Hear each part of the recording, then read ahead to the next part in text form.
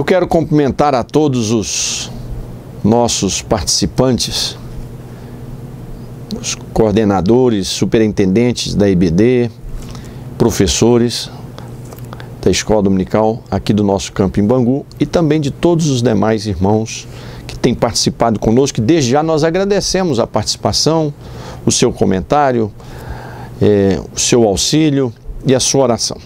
Hoje nós chegamos ao tema da revista da lição de número 5.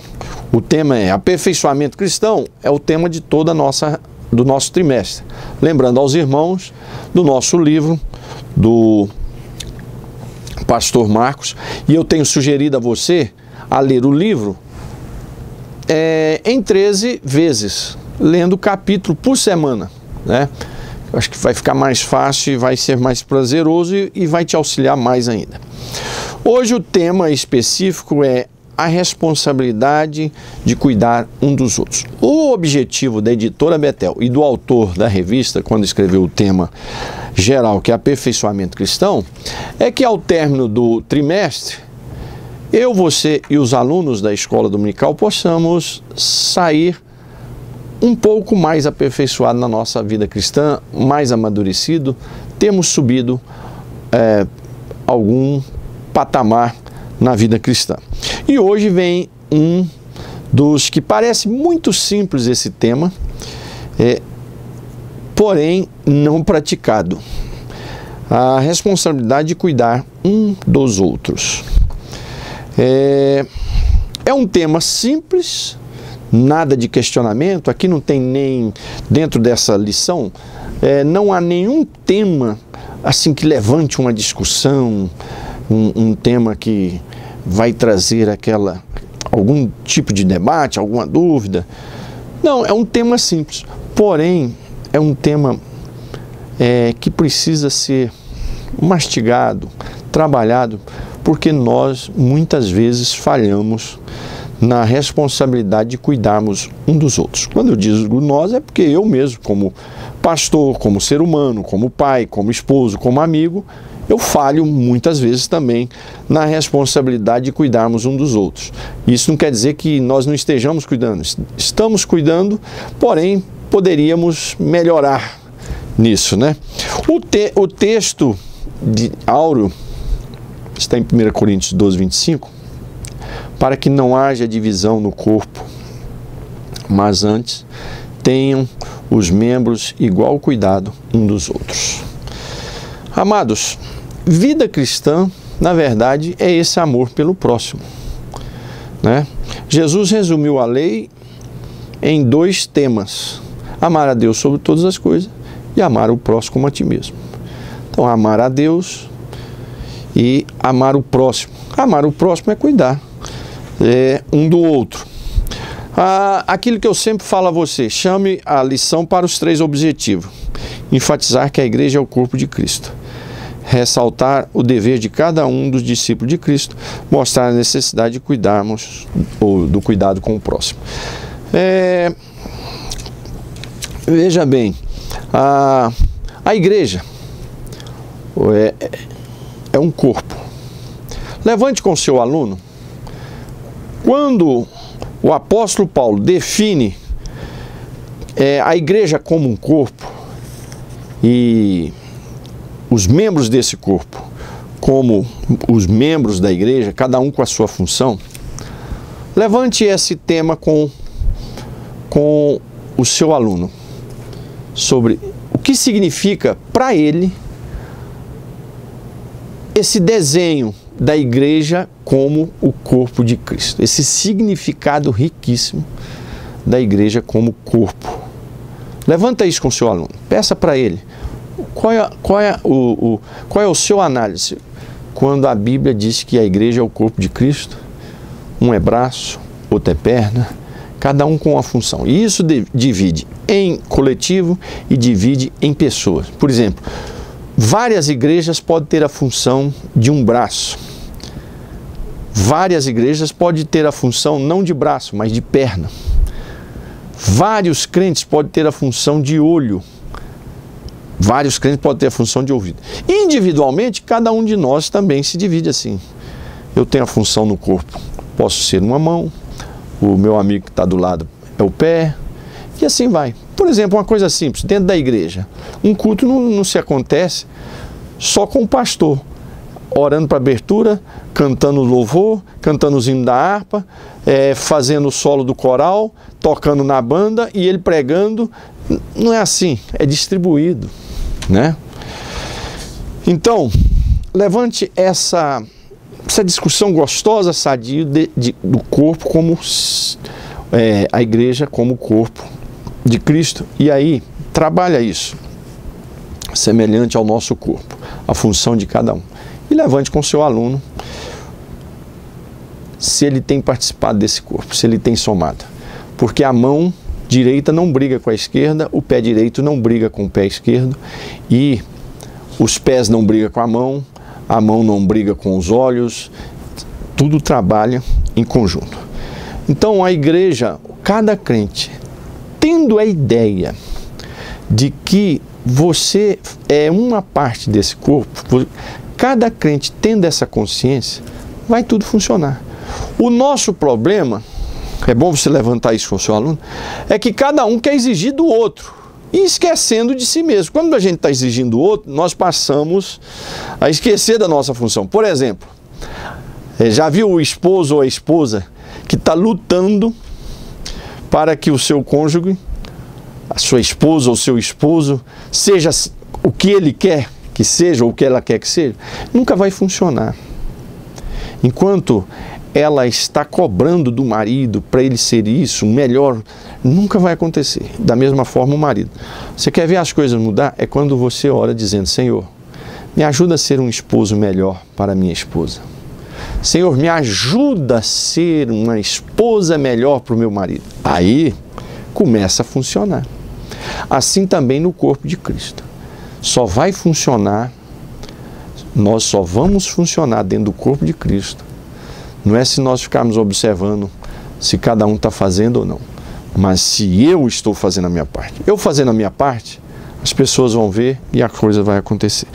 Então, a partir daí, desse corpo de Cristo, o autor da revista trabalha a responsabilidade de nós cuidarmos um do outro, né? O cuidado em todas as áreas. O respeito, o cuidado começa com respeito. Respeitarmos um ao outro, né? Termos uma palavra carinhosa um com o outro. Levanta com os seus alunos como tem sido a relação dele dentro da igreja. Levanta com ele, pergunta para ele como é que tem sido a sua relação dentro da igreja. E é importante nós mostrarmos também a nossa falha. Eu, como pastor, eu procuro ter boa relação com as ovelhas, eu procuro ter relações boas com meus filhos, com os companheiros, com meus líderes, com a minha esposa. Mas, irmãos, eu confesso também a vocês quantas vezes eu falho com meus líderes, falho com as ovelhas que eu pastoreio, falho dentro de casa. Então, é importante nós a cada dia buscarmos esse fazer o bem para o próximo, a começar das nossas palavras. Não é começarmos pensando aqui de fazer multirão para ajudar as pessoas carentes, ou pensar aqui em fazer obra de ação social. Por exemplo, na nossa igreja em Bangu, nós temos um projeto que acontece 8 vezes ao ano. Nós vamos para uma congregação e fica o dia todo ali fazendo ação social e evangelismo. Aí várias áreas de ação social, na área de médica, na área de estética, na área de acompanhamento de jurídico, vários, e evangelismo, tudo isso. Mas não é só isso que eu estou pensando. Isso também, mas se começa num bom relacionamento. Então, cuidarmos do próximo é termos um ombro a oferecer, uma palavra de carinho, começa por aí, né? E realmente reconhecermos, a Bíblia tem Salmo 41, hoje mesmo eu estava lendo esse Salmo, o verso 1 diz o seguinte: ajude ao pobre, porque no dia da sua angústia o Senhor lembrará de ti. Então, ajudar não é só o pobre, mas a qualquer um, né? A pessoas que estão do nosso lado. é verdade que a gente falha, mas o fato de eu falhar hoje não quer dizer que amanhã eu tenho que continuar falhando, ou que eu vou paralisar. Eu falhei hoje, né? Eu como pastor, então eu falhei num cuidado com uma família, num cuidado com um companheiro meu de ministério, de uma ovelha do campo. Eu tenho que refletir, falhei, pedir perdão e vamos procurar não falhar. Lá na frente a gente vai acabar falhando de novo, que nós somos limitados, né? Somos pequenos também. Mas a responsabilidade de cuidarmos um do outro com carinho, com amor, né? Mas hoje nós temos muito mais facilidade de falarmos mal um do outro do que esse cuidado. Então o cuidado se começa com as palavras. As palavras é remédio, uma palavra bem produzida é remédio. Uma palavra mal falada é veneno. O livro de Provérbios fala sobre isso. Então, ajudarmos um no outro em todos os sentidos. Começar com o nosso carinho, com a nossa palavra, com o nosso sorriso. Um bom dia que você dá faz a diferença. Pergunte para os seus alunos se ele é uma pessoa que quando está andando pelas ruas ou dentro da igreja, quando ele chega, ele dá um bom dia. Começa por aí. Agora, tem algumas coisas, o autor da revista levanta aqui algumas coisas que diminuem o cuidado pelas pessoas. Algumas coisas que diminuem eu cuidar da minha esposa, que diminuem eu cuidar dos meus filhos, que me atrapalha a cuidar do rebanho que eu pastoreio, que me atrapalha no relacionamento com meus amigos. O autor colocou duas aqui interessantíssimas. Uma é o ativismo. Ativismo é aquela pessoa que não para nada. Ele está completamente cheio de atividades, a ponto de não ter tempo para reflexões, meditações. Ele não tem tempo para refletir com Deus, ele não tem tempo para uma reflexão com uma pessoa, ele não tem tempo para sentar e bater um papo gostoso num café, ele não tem tempo para bater um papo gostoso com a sua esposa, tomando um café, comendo um bolo, ele não tem um tempo para almoçar com a sua família, ele não tem um tempo para fazer um culto doméstico dentro da sua casa. Esses dias eu fui visitar um dos nossos pastores aqui, o pastor Elbis. O pastor Elbis tem 85 anos, se eu não me engano. E ele estava me dizendo, fui lá almoçar na casa dele, ele estava me dizendo que toda segunda-feira os filhos dele vão tudo lá para a casa dele e ele faz o culto doméstico. Então, o ativismo tem destruído pastores, lares, maridos, esposas, famílias. Não adianta nada eu ser um pastor que levanto 7 da manhã, 6:30 da manhã, e aí eu vou fazer um velório. Depois do velório eu vou passar na consagração e trazer uma palavra. Depois da palavra eu vou visitar a casa de alguém. Depois à tarde eu vou visitar um hospital. E depois eu chego em cima da hora no culto, coloco a gravata e vou pregar. E eu chego em casa morto de câncer e assim eu levo a vida. E aí eu vou visitar a construção. Irmão, a vida, esse ativismo é um perigo. John Stott trabalha sobre o perigo do ativismo pastoral, do ativismo religioso. Então, o ativismo é o excesso de funções.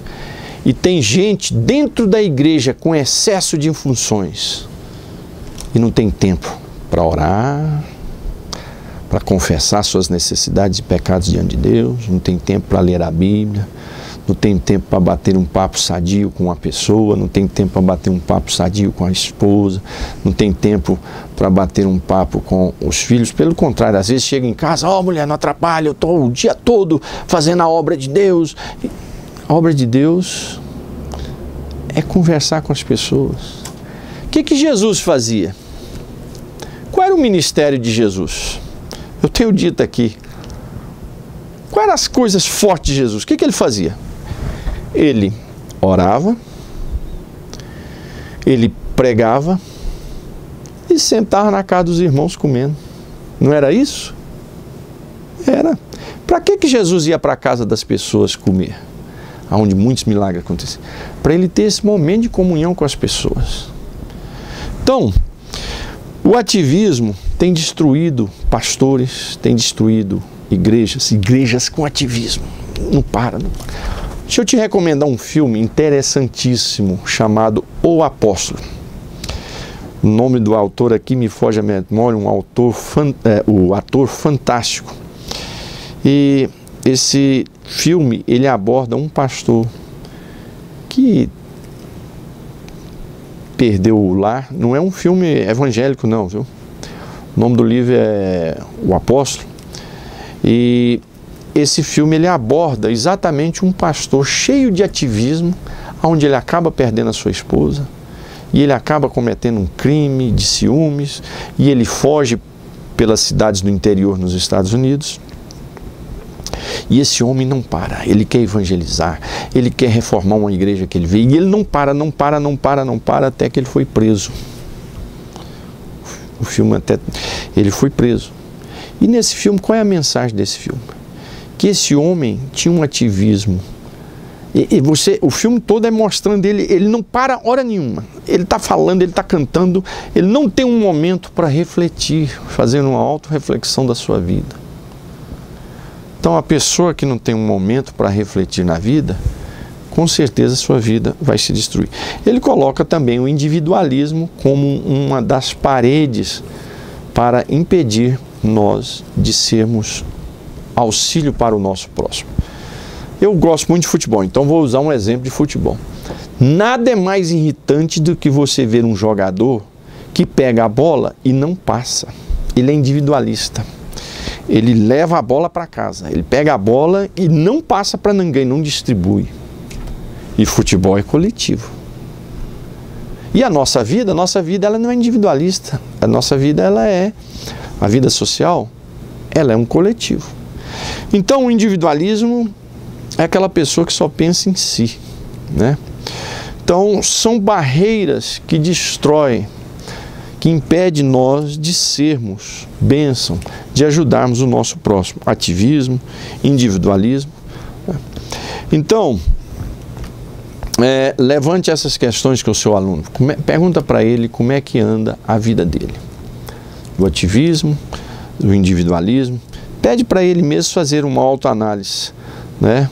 E a Bíblia nos orienta a servir uns aos outros. Eu espero no Espírito Santo que essa palavra possa me fazer levar uma reflexão, uma conscientização, para mim também começar a servir, melhorar mais na minha forma de servir o próximo. E é o convite do item 3, né? Uma análise, a exortação da Bíblia para servirmos uns aos outros. Que Deus abençoe você e que a sua escola dominical possa crescer, a sua sala de aula e a sua igreja. Muito obrigado.